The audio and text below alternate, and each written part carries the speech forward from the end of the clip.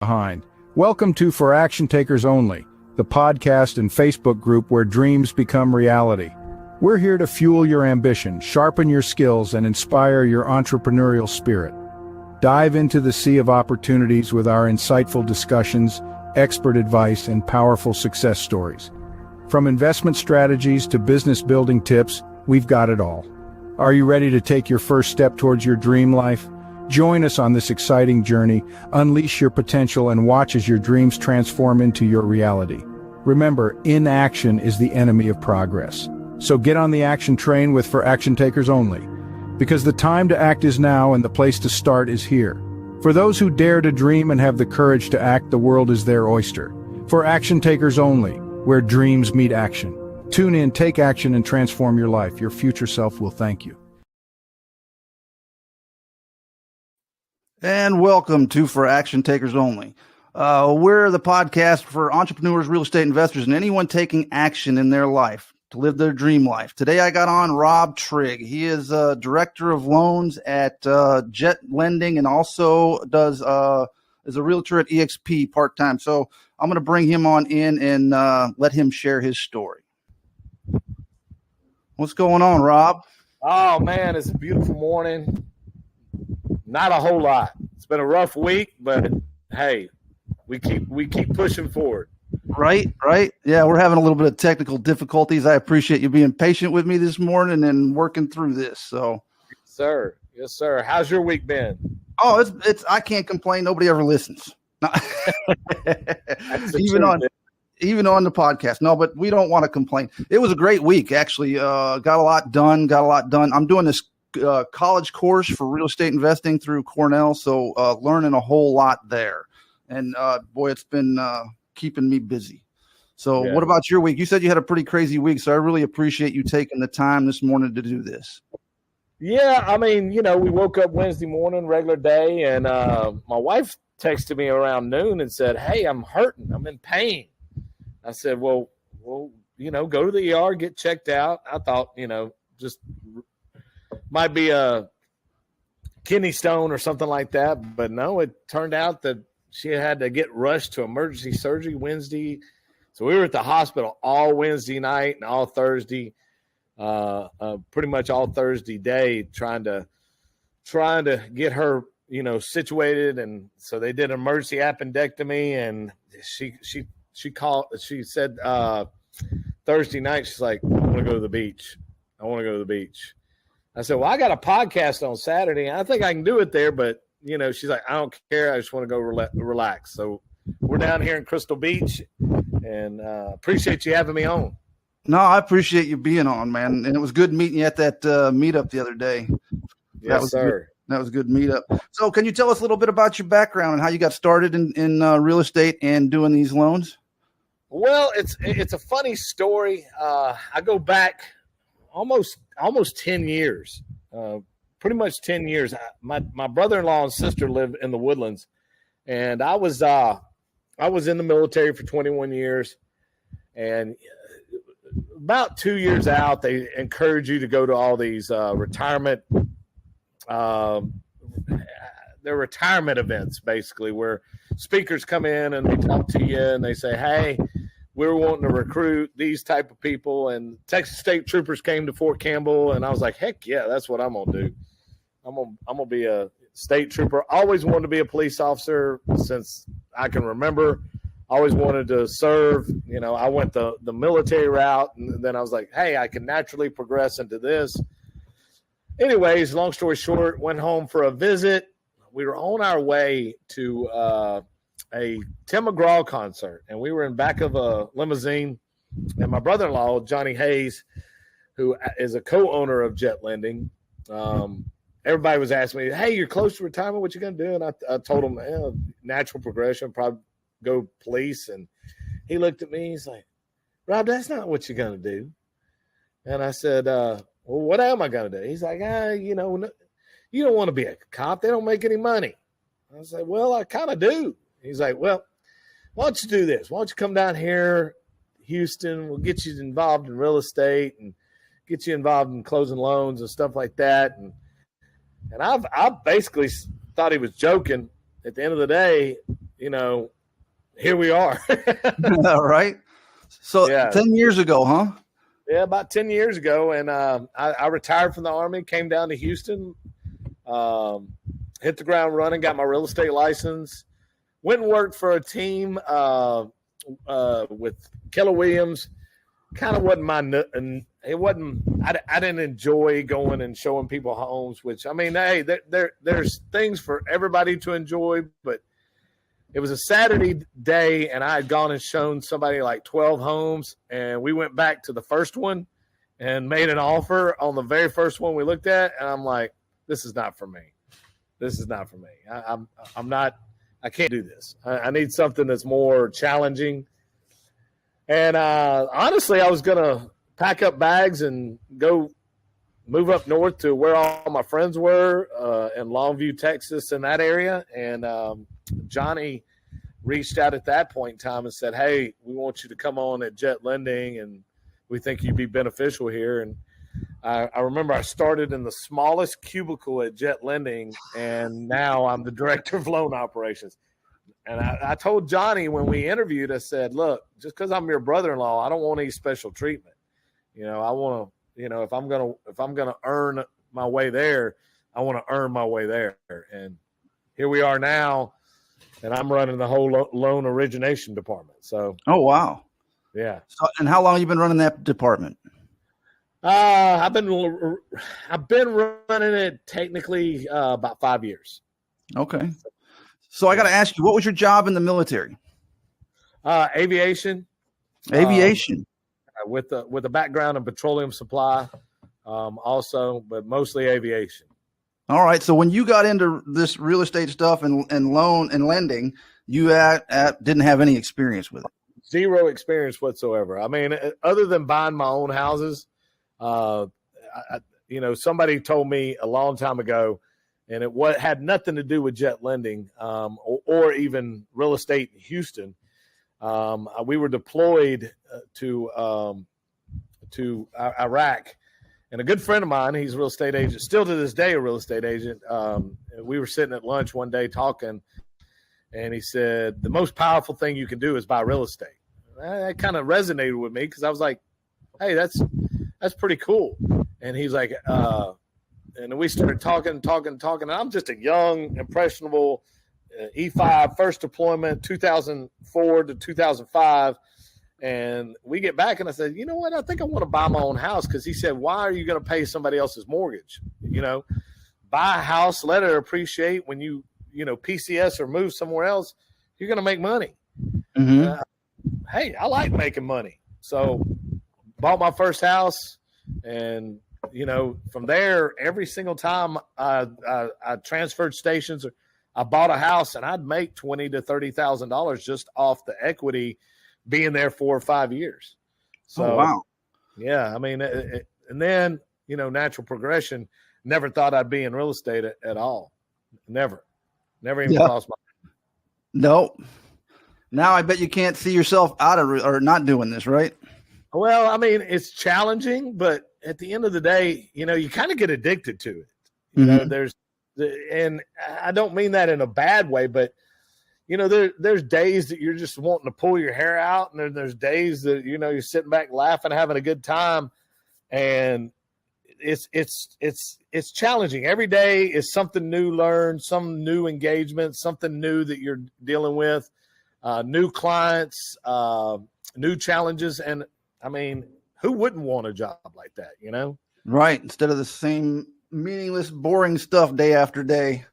Yeah, I mean, there's the people that go and do the same job every single day and don't have any challenges. I don't know how they do it. I mean, even in the military for 21 years, it's always something different.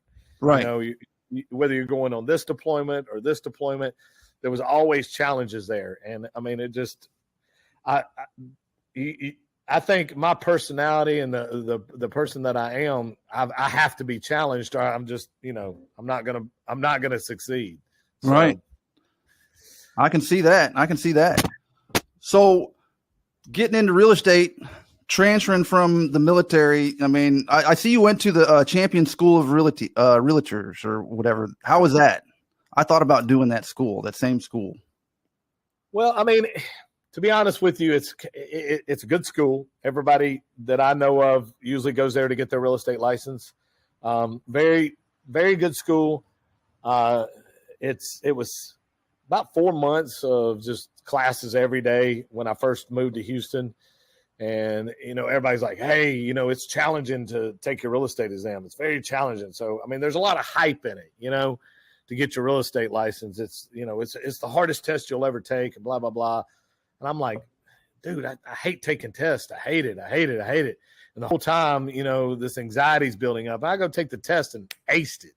So they prepare you for it. I think it's probably one of the better real estate schools that I've heard of. There's a lot of people and a lot of other establishments that offer the same education, but they actually prepare you for, the test and make sure that, you are going to be successful as a real estate agent. Every time I have continuing education, I still go back to them, even though there's cheaper, more affordable, more quicker routes. I always like the interaction, going to the classroom or having a Zoom call. Because, dude, I've picked up clients just going back and getting continuing education. Like, hey, when we start talking about legal or whatever, I'll drop in based upon the knowledge that I have. And most of the students are in there like, how does this guy know all this? Well, I've got a great mentor. At the end of the day, when you've got somebody that's teaching you about real estate and the true real estate, how to comp properties and what to look out for. And I mean, is it on a busy street? Has it flooded? I mean, these are things that most real estate agents don't pay attention to. So being in a hard money lending or being an asset-based lender, you've got to know different particulars about how to evaluate a property based upon comps, where it's located, condition, all of that stuff, that most real estate agents will go and pull comps on within a mile and say, oh, well, these are comparable. Well, there's a lot of factors that go into that to make sure that they're comparable. That, again, no offense to real estate agents, they just don't pay attention to. Okay. So you talked about a mentor. You mentioned a mentor. Who was your very first mentor in real estate and lending? Well, I would have to say Johnny was my first. Eddie Gant, also really big name. He's a good mentor. Ehab, I'm gonna butcher his last name, but he runs a company called Rehab with Ehab. He's taught me a lot, and those three people I would say have taught me more about real estate than anybody else. So. All right. So you would say a mentor in this is pretty important then, huh? Well, if you're good, I always say this. If you're going to be in real estate, you're going to learn two different ways. And the two different ways you're going to learn is A, through making mistakes, or B, through somebody teaching you the right way. I'd rather be taught the right way. Now, again, you're going to make mistakes. You're going to either buy it too high. The market's going to shift. Interest rates are going to go up. Things are going to happen that are out of your control. And I always tell anybody that's, getting into investing or anything like that is the only time that you make money on a real estate transaction is not when you sell it, not when you rehab it. It's when you purchase it. When you purchase the property is when you make the most money. The deeper you buy, the more equity you put into the property. The only thing you can control in a real estate transaction and make where you're making your money is how you bought it and what purchase price you bought it at. And I mean, a lot of people have learned a lot of valuable lessons through us and through Jet Lending, because we try to teach the right way to buy real estate. Okay. Now I'm struggling. Here's where my struggles are. Knowing a real deal, okay, and what value. Here's my struggle. Why I don't know what a real deal or a good deal should be, because I'm struggling valuing the land or the properties. Land and properties. Land I have absolutely no idea on right now. People have asked me about land. It's like I have no idea how to value land. And then valuing a house.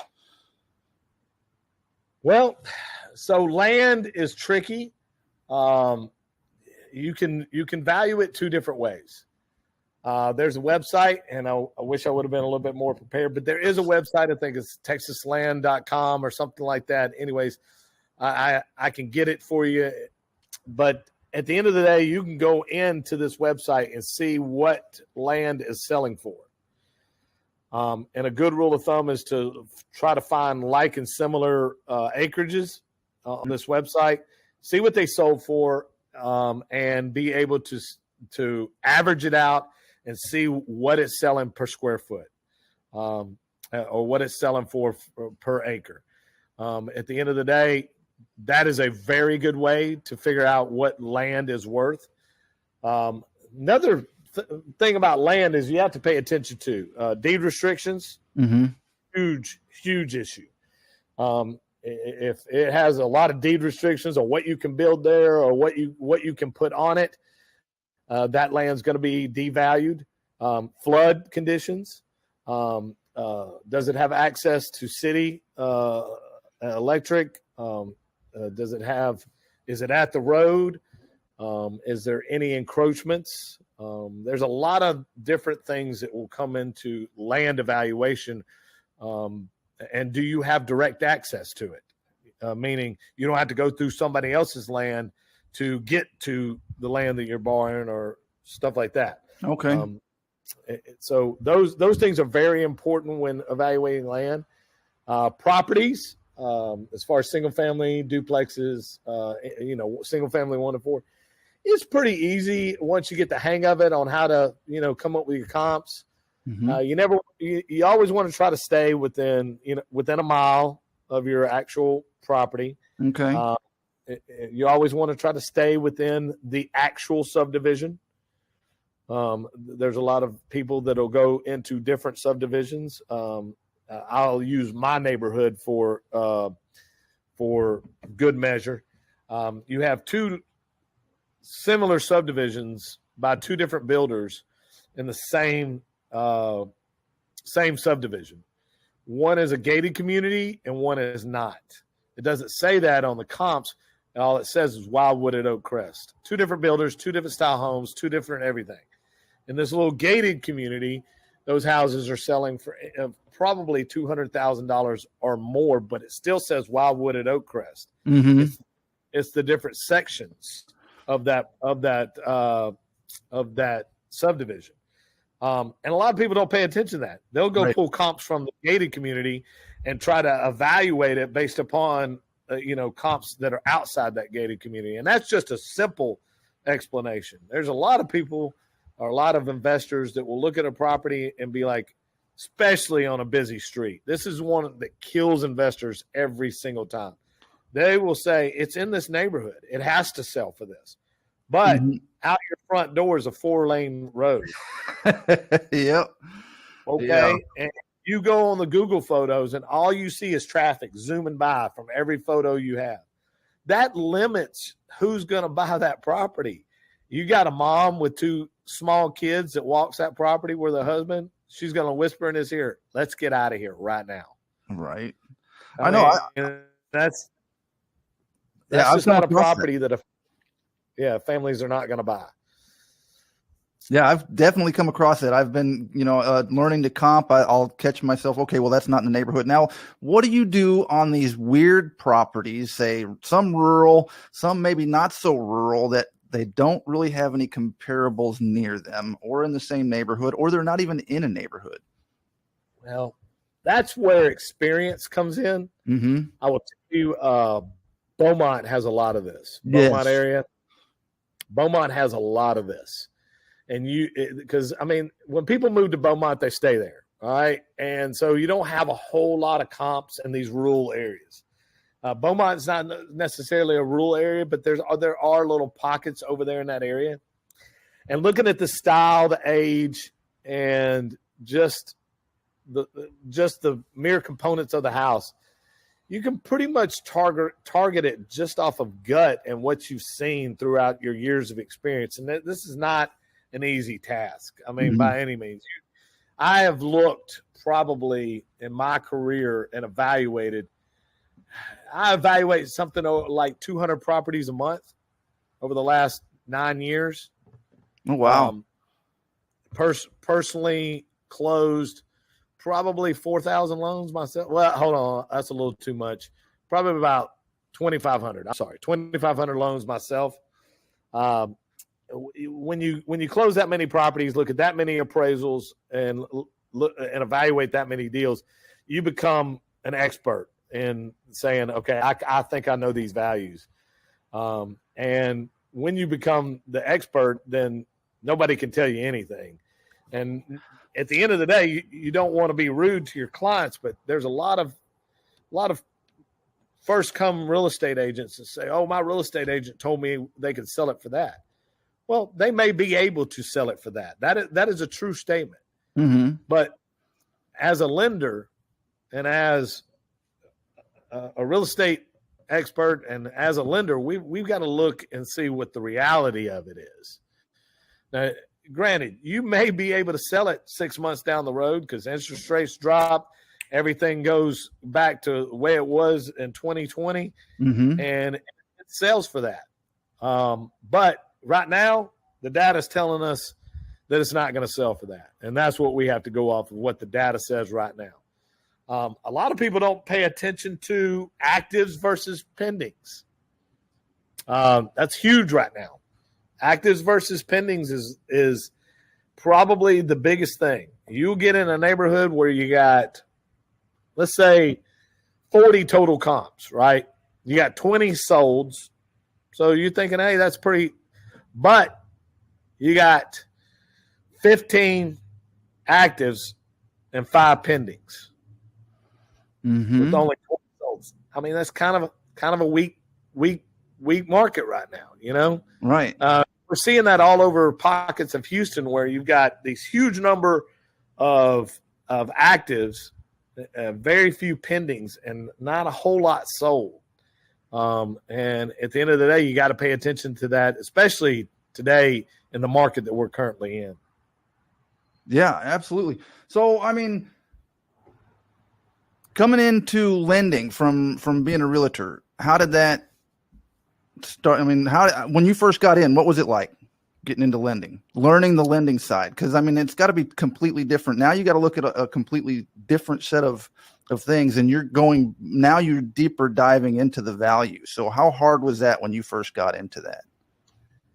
You know, it was challenging. I will say that, you know, because you're looking at it from a real estate point of view of what it could sell for, Mm-hmm. you know, because real estate agents are always taught, hey, try to get as much value out of the property as you can for your client. I mean, realistically, try to get as much value.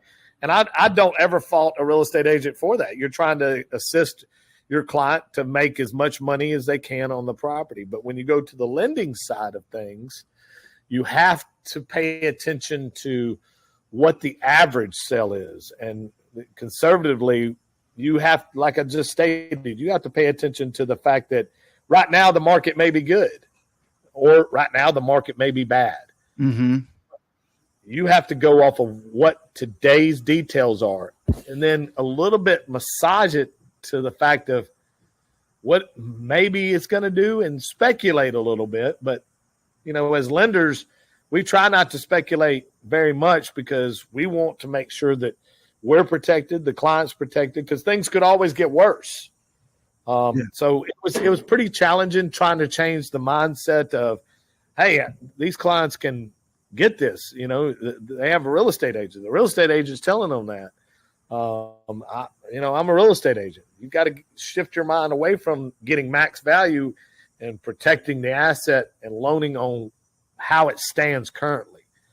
You know, especially on these ARV loans that we do, or these after repair value loans that we do, it's a huge thing to get what the as is value and what we're lending at closing on the current value of the house, because most of these are distressed assets, and we're talking about considerably distressed assets. Right. Now, are you having to educate either the buyer or the seller at times? Like, hey, this is, and you just said that a lot of them are unrealistic about the value at times. So you're having to educate them on this. We do a lot of education. We're probably one of the only lenders that actually does a true evaluation of the property. And we do a full-blown desktop appraisal. There's 3 eyes that look at it. Every single property, you got your loan officer, you'll have me as the director, and then you'll have the underwriter, Eddie Gant. He's been in the business for 26 years. There's not one person that I know that can stump him, and I'd be probably second on values of a property. And at the end of the day, when you have a team like that supporting you, dude, that is invaluable. And I always say this, even if you're not going to close an investment property with a hard money lender, send it to one of them and let them tell you if the value makes sense or not. And they'll tell you quick. If a hard money lender won't lend on it for what you're buying it for, then you should take heed. Okay. So, all right. So, hey, are you a reader? Do you read a lot? I wish I had time. Right. Dude, I wish I had more time. I listen to a lot of books. I don't read very much. I guess that counts as reading, listening to books. Mm-hmm. Do you have any podcasts you listen to on a regular? No, I really don't. I mean, there's a few. I listen to some Joe Rogan a little bit. I listen to. I think he's pretty interesting. There's another one. I can't think of his name right now, and I'm embarrassed that he's a pretty funny comedian that I watch his, because he's got a lot of very interesting. I think it's Theo. Is that his name? Theo. Yes. Yeah, I know who you're talking about. Yes. Yeah, I listen to him. I mean, he just had Trump on. He's had a lot of very interesting people on his podcast. So I like to listen to interesting people and get different point of views to try to grow and stuff like that. All right. So someone starting out as a real estate investor, first off, what kind of advice would you give them? Get educated, but most importantly, take action. There's a lot of investors out there that are scared to take action. You have to actually get up and put everything into practice.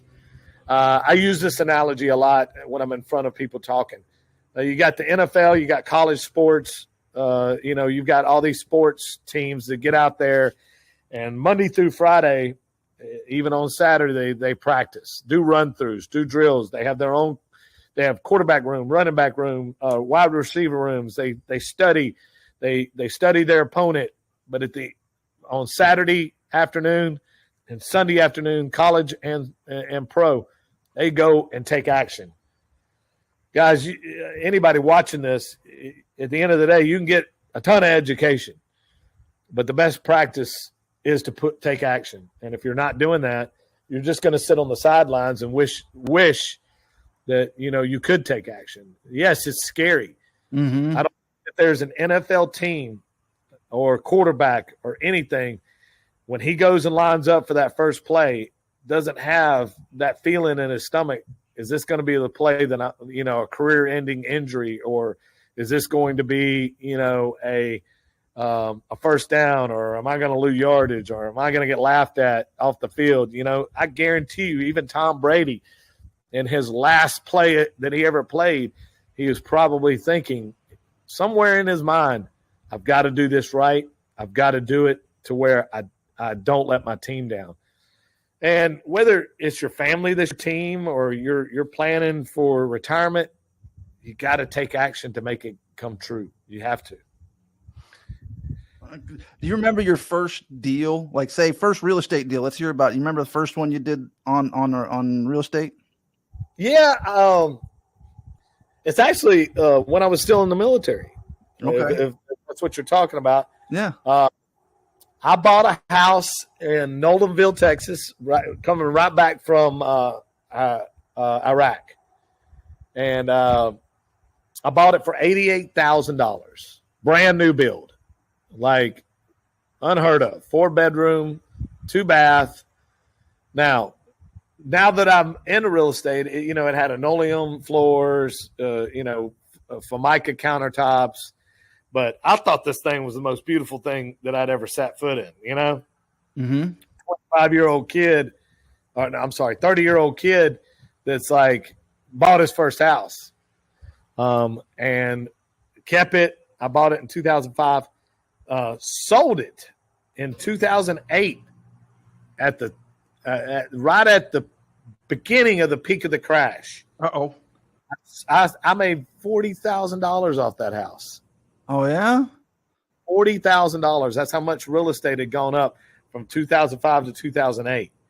And literally walked away with $40,000. I bought it for 88 and sold it for 120. And I was just blown away. I was just like, here's a kid with $40,000 in his account, you know, going to be a recruiter in Longview, Texas. And I was like, huh. Anyways, I put that money away, and I actually put it in jet lending. Okay. And was making a return off of that money every month. And I called Johnny and said, hey, I got $40,000 here. I don't know what to do with these. Like, send it over to me. I'll protect it for you so you don't spend it. My dad called me and said the same thing. Send that over to Johnny. And I put it in jet lending and kept it there for years. Okay. So that's awesome. So yeah. What was it like? Now, could you remember your first loan deal after getting into jet lending? Oh, Lord. My first? Well, you don't have to do the first. Does any stand out? You know, I remember the first year that I was there when I'd evaluate properties, I made a huge mistake in trying to spend everybody else's money for them. And let me explain that. I would look at the numbers and be like, there's no way that I would put this money down on a house or an investment property. And I would literally try to talk the clients out of it. And I was like, and eventually Eddie pulled me to the side and he said, don't spend other people's money. And I said, well, what do you mean by that? And he's like, well, at the end of the day, the client has to make the decision on whether they want to put $20,000, $30,000. Your job is to present the numbers, present the data, and let them know, hey, I would move forward with this. He's like, now, at the end of the day, and he gave me some calculations and to help me improve. If they're not making this much money on the property, then yes, then we deter them. But you let them make the decision up front. And anyways, learning that model, you should always want to make 15 to 18% after everything paid on any investment property you do. So if you're bringing $20,000 to closing, but you're going to make 60 on the back end, that's still a good deal. Okay. And get your $20,000 back. If you're putting $10,000 down and going to make $30,000 on the back end, I mean, at the end of the day, you're still making money. So never spend somebody else's money is, I think, the most valuable lesson I learned as a new loan officer with jet lending. Okay. So what were some pivotal moments while you were learning the lending? Do you have anything like that? Hey, this is a game changer for me. I learned this in lending. Yes. You know, I don't like talking bad about clients. I really don't. I think everybody's entitled to make mistakes. But the one thing that I have learned is that through this 9 years of lending almost, is that regardless of whether they're a good client or not, and regardless of your relationship with them, and regardless of how many deals with you've done, the one thing I will say is that even the good clients can go bad. So you always have to protect, as I stated earlier, and lend on the actual value of the property and not stretch for clients that just because they're a good guy today does not mean they're not going to be a good guy down the road. And that is one of the biggest things that I've had to learn. Tough love, that you have to start approaching every client as if they're going to eventually go bad on you. Now, I'm not saying that every client does go bad on you, but especially in the last 2 years, we just had to refocus and get back to the basics of lending, on how we lend and who we lend to. And some of our best clients have actually, they've gone bad on us, and that was hard for me to learn, because you always want to see the good in people, and you always want to see that they're going to do the best and do what they say. Mm-hmm. But at the end of the day, that's the hardest lesson I've had to learn. All right. So how do you think the market has changed people? Do you think the market has played a role in that? Yes. I think we've definitely seen the less serious investors in the last 2 years come across the table, and we've got more experienced people that we're dealing with, higher net worth individuals that are buying properties, and a lot of people are getting creative on how they have to finance deals. You've got to have right now multiple exit strategies. You can't just rely on selling a property, because right now interest rates are higher. It's an election year. The only people that are buying properties right now are the people that really want to, or I shouldn't say want to, they have to buy a house. And I think that's going to continue until after the election, to see where everything's going to go, or which direction it's going to head. And then people will start buying again naturally. They'll be like, well, we got to buy now, regardless of the outcome of, November 5th, or regardless of the outcome of the election. People will then wake up and say, okay, hey, we've got to make a decision here. It's always like that in an election year. Things kind of get soft, right? In my opinion. So that's where we stand. So you mentioned creative. Now I'm in a community called Sub 2 community. I don't know if you've ever heard that, Pace Morby. I've heard of Sub 2 community. Yeah. So, and they deal more with this, doing deals subject to the existing mortgage, and then doing creative financing. So, in the last 10 years, since you've been in loaning and real estate the last 10 years, how have you seen creative finance come into it? Like, was it prevalent 10 years ago, creative financing? Creative financing has always been prevalent, but to speak to subject twos, you have a lot of people that can't pay their mortgages, and this is a way for them to deed the property over to somebody that can, assume that note and move forward and pay that note.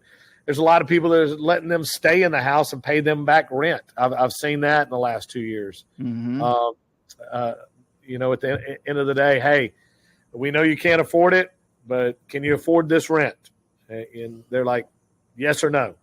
A lot of people will take over that mortgage, get it up to date, keep that property, keep the existing mortgage in place, and allow them to, rent. But at the end of the day, it's more prevalent for creative financing in that aspect now. I always say hard money lending is creative financing. Mm-hmm. It is a way to it's not just as cut and dry. Hey, we loan 70% on this, or there's always a way to make a deal happen. There's always a way to get an investment property funded. I always say this, that we are a way to do business, not the way to do business. So to answer your question, in the last 2 years, creative financing has gotten more prevalent than just your average, hard money lending or private money lending. Trying to, I guess, build equity in more creative ways. Right. Now, has that hurt or has that caused your business to grow? More people looking for alternate ways of financing homes? It's with interest rates going up, and every lender out there is probably feeling the blunt of it right now. Business is not as not as happy as it was, when the interest rates were at 3, 4, 2%. I mean, that's just natural, and I think that's one of the biggest things that people have to pay attention to is the ups and the downs. And if you're doing things the right way, you're going to survive the downs. Okay. Is it harder? Are y'all clamping down on who you loan to? Are your requirements for loans? Well, of course, when there's always downticks, you have to adjust, or you'll fail. You have to become more diligent and more prevalent in your underwriting, who you're underwriting to, and at the end of the day, if it's a good deal, and the client's buying it, I don't mean to say good enough, but at the end of the day, if they're buying it deep enough and there's a whole lot of equity in it, we will take advisement and get creative on anybody that brings us a deal, whether it be a 400 credit score or 800 credit score. Okay. There's always a lending option as an asset-based lender, hard money lender. There's always a lending option in the state of Texas for us. Okay, so that you just hinted on my next question. What about credit scores for people? So say me, I'll give you an example. I'm going to be very honest here. I got a shit credit score because in COVID, I had to let some things go and was looking at losing my job. So I decided to make some bad decisions and consolidate some stuff and listen to some people. And they say, well, let your credit go to consolidate it. And yeah, I'm still working on trying to repair that. That was a big mistake. Yeah. I mean, I always say this: life happens to everybody. Life happens to everybody. You try to do the best you can. In your situation is one of the prime examples. Just because your credit's bad doesn't mean you're a bad person. Right. You can't judge somebody solely off of their credit score.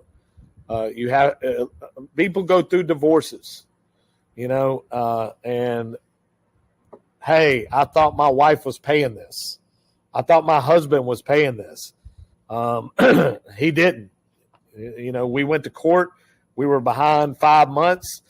I got awarded the house, and now it's affected my credit. Trying to get that note caught up, and that happens. That happens to a lot of people that most people don't realize. At the end of the day, if you've got a decent investment property, whether it be a fix or flip, there are creative ways to even do 30-year loans with negative credit scores. There's very creative ways. Okay. There are, I hate to say it, there's subprime loan institutions that will do 30-year loans at a very, very significant loan to value. So if you've got a killer deal, and I mean killer deal, and you've got your credit's tanked due to your circumstances, you can still buy real estate. Mm-hmm. You can do as many flips as you want to and make as much money as you want to. Now, with a flip, that's all work. Right. You got to work on buying it. You got to work on rehabbing it, manage it, and then you got to work on selling it. The way that you build long-term wealth is through holding properties and letting appreciation make you into a millionaire.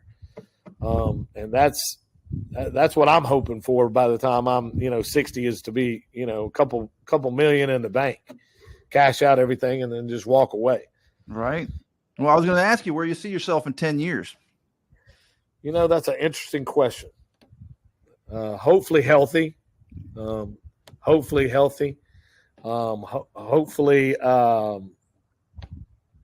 with a whole lot more investment properties. To shift kind of away from real estate and talk a little bit about health. There's a lot of people out there that don't pay too much attention to, taking time to making sure that they are physically and mentally healthy as well. And that's one of the biggest things to being successful.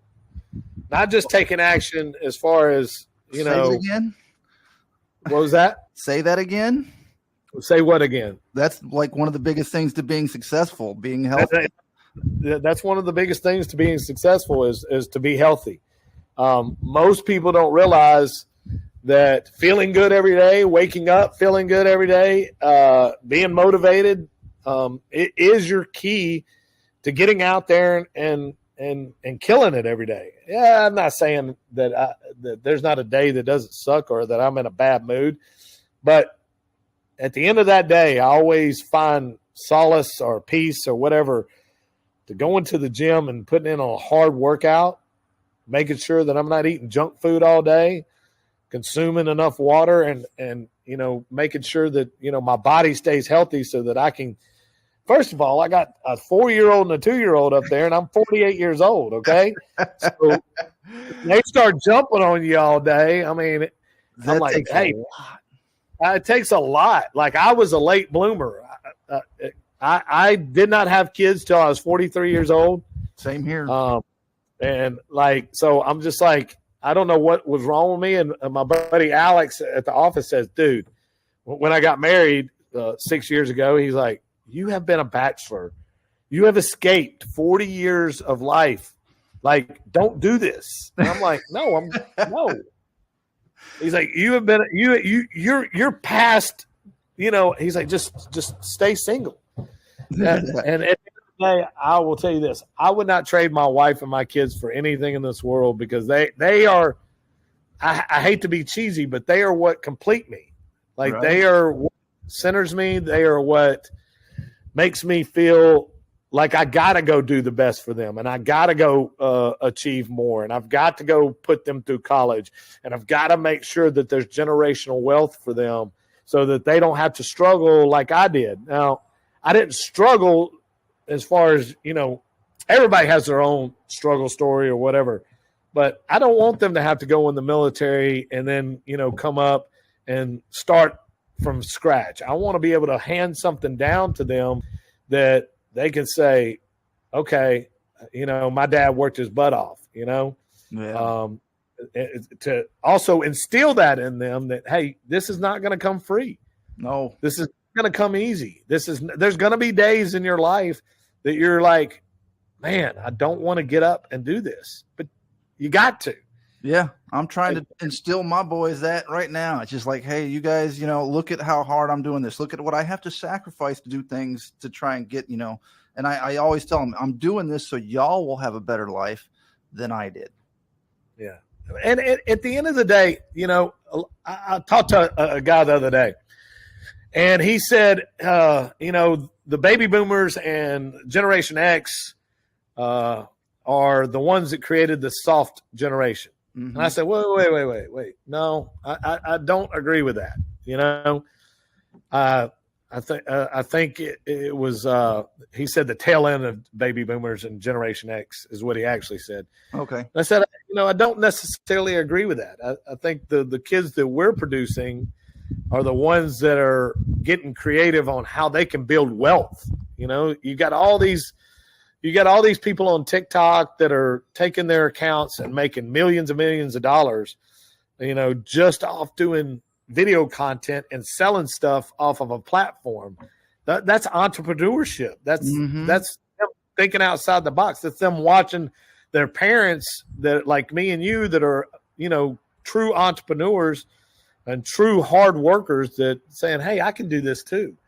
And the parents encouraging that, the guy, Gary Lee Vanderlick, you know him? Haven't heard the name. No. Gary Lee. I think it's Gary Lee. I may be butchering that name. So anyway, Vaynerchuk. Yes. Yeah, Gary Vaynerchuk. Yeah, I know who you're talking about.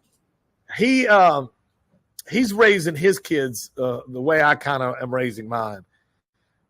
Yes, we go to church. Yes, I want them to believe in God. Yes, I want them to have all the morals and everything like that. But at the end of the day, when they become teenagers, they get, I don't want them to be fearful of education. I want them to take this device right here and know how to use it effectively. Yes. I don't want them to fear this like a lot of parents. Oh, that's too much screen time. That's too much. Because this is not going away. It's not going anywhere. In fact, I mean, we're a month away from I hate to plug iPhone, but from iPhone's probably biggest launch in AI technology, having AI built into the actual phone. Mm-hmm. I mean, we're less than a month away from that happening, and somebody having an AI robot in their hand to be able to, this Chat GPT is going crazy. So, I mean, at the end of the day, you're not going to know what's authentic and what's not, and diving, not to go into a rabbit hole, but you got to train your kids to be responsible too, and be responsible with technology, and making sure that, hey, yeah, you use it, but you use it to where it's not taking away the authenticity of who you really are. Right. And, that's or you're not just wasting your life watching shorts and ruining your attention span. Yes. You got to get out. You got to get out, and you got to play outside. You got to go swimming. You got to do gymnastics. My girls are in gymnastics now. So, I mean, you got to do those activities instead of just plugged away in front of a screen, swipe, Right. So being responsible and using the technology. Yeah. So since you're a loan, you've been doing loans and lending, you were a realtor. What kind of investments do you own yourself? Well, right now, currently we have two rentals. One is a short term down here that we're at today, and another one is in Tomball. Okay. And what's the name of that one? Is that the Tipsy Beach House? The Tipsy Tavern. Yeah. The Tipsy Tavern. That's what you call it. Okay. Yeah. That my wife came up with that. We're actually having this. I don't know. I guess it's a glass sign made where it's got a lot of detail in it. It's this big. It's Tipsy Tavern, so we can put it out front. She actually came up with that name driving down here. We both like to relax. We both like our alcoholic beverage every now and then. I will tell you, since I've had kids, I don't have time to drink. Like, as soon as I come through the door, I have to bring my A game, Mm-hmm. because my 4-year-old is like 100% like me.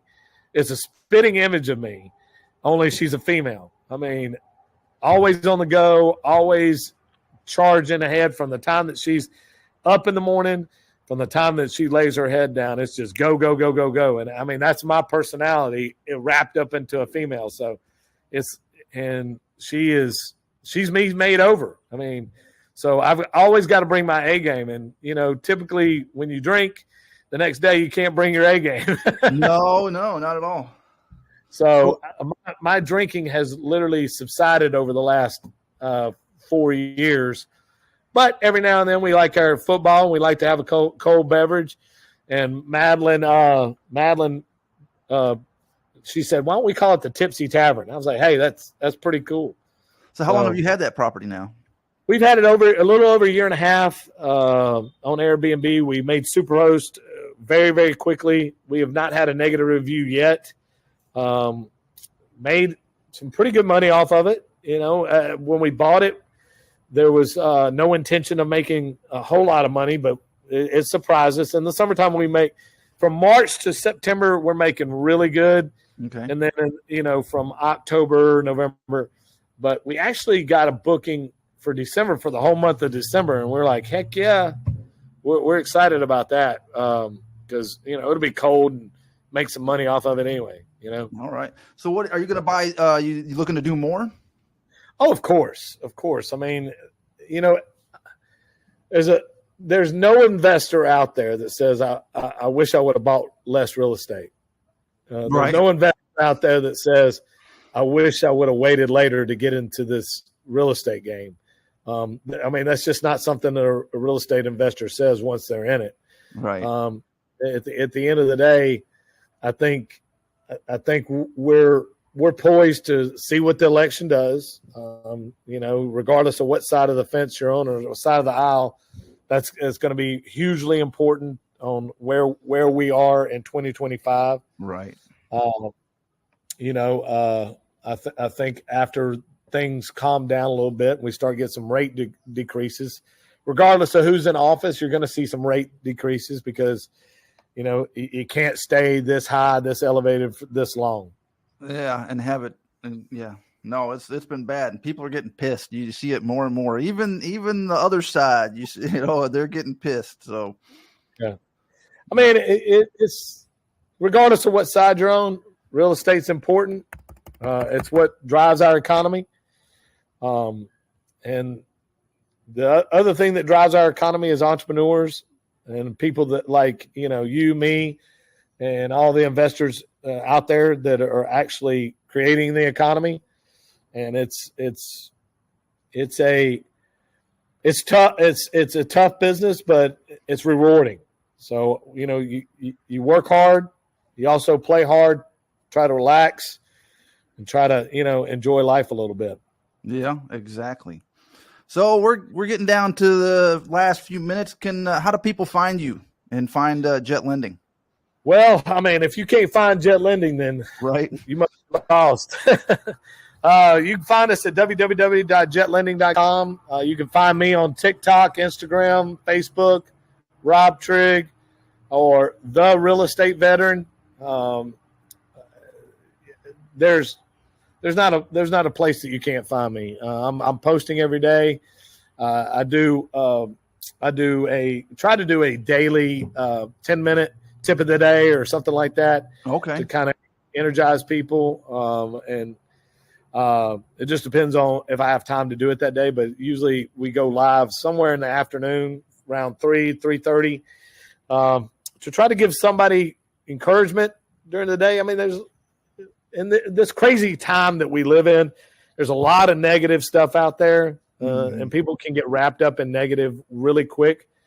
And adjusting your mindset on a daily basis is very crucial to success.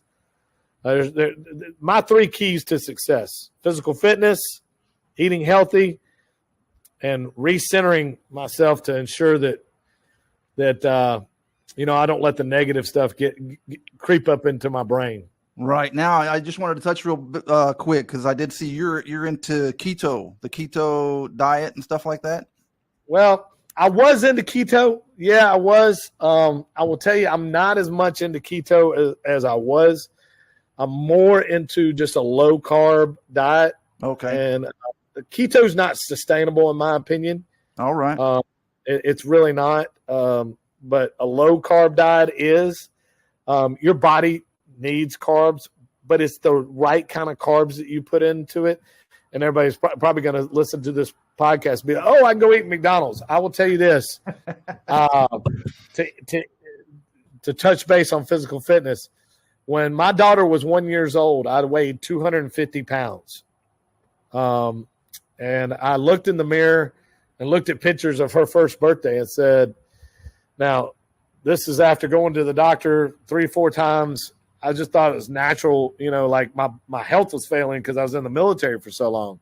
Mm-hmm. Well, no, it was because I was not paying attention to what they instilled in us in the Army, and I was eating Oreos and McDonald's and, just got married and happy, and the wife wasn't telling me I was looking bad. So, hey, why not, indulge a little bit. Right. Then I looked in the mirror and I was like, this is not who I want to be. This is not what I want to be. And I started the keto diet. And now if it does not grow in the earth or has a pulse, cows, deer meat, whatever, protein, no processed foods whatsoever. I will not eat any processed foods. None. I'll eat any steak. I'll eat bacon. I'll eat anything that is naturally cut, animal fat, whatever, I eat a lot of fruit as far as to get my carbohydrates. Mm-hmm. I don't eat a ton of like breads or unnatural sugars. You'll hardly ever see me eat any sweets like cookies or anything like that. Every now and then, like once a month, I might have a cookie or something like that. But other than that, I mean, I just stay away from it. And it is, I went from 250 on average. Now I'm about 190. And that I've maintained 190 now. Every now and then, like I'll get real heavy in the gym, and I'll get down to about 185, and I look at myself and say, whoa, I need to bulk up a little bit. You know, I'm a little too light. Mm-hmm. So cool deal. So, all right, I got your LinkedIn or your link tree. I'm going to put that in the description, and so other people can find you and all that too. So we're getting down. We've been going an hour now. I really appreciate your time coming on here, telling us how you got started and everything. So absolutely. So any last words of advice for people that might see this? I'm just going to end with what I said earlier. Take action. Absolutely. Every single day, you've got to take action. You've got to wake up with a winning attitude. If you don't wake up with that winning attitude, call me, and I will get you motivated to where you do have a winning attitude. Because go ahead, finish what you're saying. There's too many people that wake up with excuses instead of waking up to take action. Everybody in the world has an excuse of what they can't do. Find the excuse of what you can do and do that day. And if you can do that, you'll be successful. Honestly, this is not some bull crap pitch. I mean, regardless of your circumstances, there's bad things that happen to everybody every day. You've got to overcome that. You've got to be resilient, and you've got to just learn from your mistakes. And then at the end of the day, take action. Yep. Now, you said Jet Lending does some training and education. What kind of education and how often? Well, we got numerous videos on YouTube that you can go to. We can teach. We'll teach you how to buy properties. We'll teach you how to evaluate deals. There's numerous videos on there on how and where to buy properties. All right. You know, you cannot sit there and not get educated. That's for sure. All right. We got a YouTube channel, and there's plenty of stuff on my Facebook page. All right. And do you all do events around Houston? We do second Friday of every month at the Texas Real Estate Center. I have an event. It's always on a different subject to try to teach investors. Last month we did real estate math. I've got to start planning out the one for September, but at the end of the day, it's always. I think I want to do one on health and fitness in September, and I think it's a good time because rolling in, and I know we're going a little bit longer than we should, but rolling into the holiday season, most people do not realize that is the most time when people get sick, and it's not because the weather gets cold. I'll tell you the one. It's because they're not eating right and they're consuming too much sugar. Sugar causes inflammation, which causes your body to immune system to crash, and you get sick. I will tell you, since I've been on this diet, low carb, natural sugars, meaning peaches, grapes, stuff like that, I have not had the flu in over 4 years. Now, hey, I'm knocking on wood. I mean, even during COVID, I've gotten it and never felt the effects. I had it. It wasn't too bad. It was only a 3-day thing for me, but yeah. Now that my heart goes out to anybody else that's suffered really hard, but I honestly think it's because of diet and my immune system's so strong that it can fight it off. I believe that too. Man, I really appreciate your time and you taking the time out to do this week. Yeah, let's do it again sometime, man. Definitely. It's awesome. We should set up some learning things online here. Yeah. Do some learning. Absolutely. But yeah, definitely Rob Trigg, people. Everybody go check him out. He's got on Facebook, Jet Lending. You can find him Jet Lending. And thank you again. I appreciate your time. Todd, I appreciate it. I hope you have a great rest of your weekend. You too, sir. I'm going to end this right now.